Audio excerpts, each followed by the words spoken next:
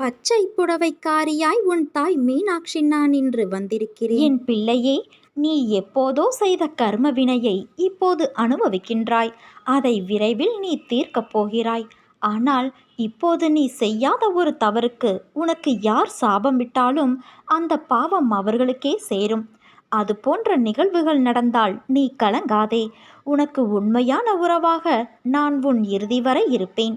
உன்னை எதுவும் பாதிக்காது. நீ மனதின் ஆரோக்கியத்தை கவனமாக பார்த்துக்கொள். துஷ்டர்களிடம் வாதாடாதே. எதையும் நிரூபிக்க நீ முயற்சி செய்யாதே. கொஞ்சம் பொறுமையாக மட்டும் இரு. என்னை எவன் மிகவும் விரும்புகிறானோ அவன் எப்போதும் என்னை காண்கின்றான். என்னை விட்டு நீங்கினால் இவ்வுலகமே அவனுக்கு சூனியமாக தோன்றுகிறது. என் கதைகளை தவிர பிறவற்றை அவன் கூறுவது இல்லை. இடையறாது என்னையே தியானித்து என் நாமத்தையே ஜெபம் செய்கின்றான்.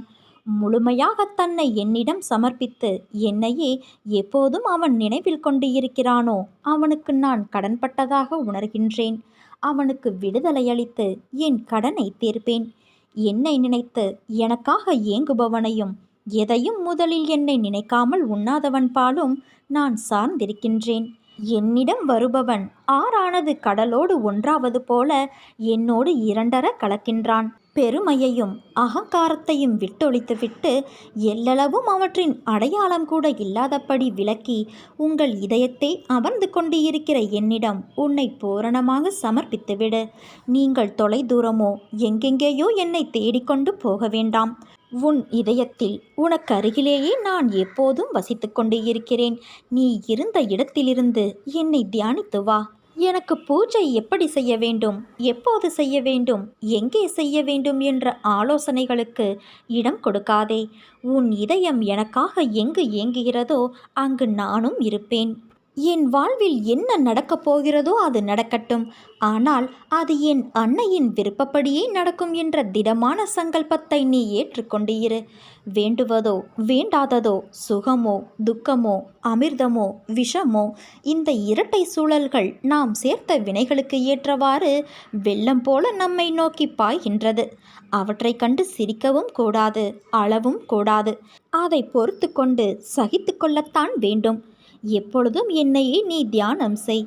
உன் பாரம் சுமப்பவளான உன் அன்னையிடம் உன் முழு பாரத்தையும் சமர்ப்பித்துவிடு. நீ என் பேரில் உன் பளுவை சுமத்தினால் நான் நிச்சயமாக அதை தாங்குவேன் என் குழந்தையே. என் வாக்கு வெறும் சொற்கள் அல்ல, பிரம்மதேவன் எழுதும் தலையெழுத்திற்கு சமம். மனிதனுடைய கர்ம வினையின் பலன்களையும் தடுத்து நிறுத்தும் சக்தி வாய்ந்தவை. என் தங்கமே, நான் உன்னை சோதிப்பேனே தவிர நிச்சயமாக கைவிட மாட்டேன். என்னிடம் அனைத்தையும் விட்டுவிடு. நீ நிம்மதியாக இரு. மற்றதை உன் அன்னையான நான் பார்த்து கொள்கிறேன் குழந்தையே. நீ கேட்டதையெல்லாம் உன் அன்னை கொடுப்பேன் என்ற நம்பிக்கையோடு ஒரு முறை என் பெயரை உச்சரி. அது போதும் உனக்கு.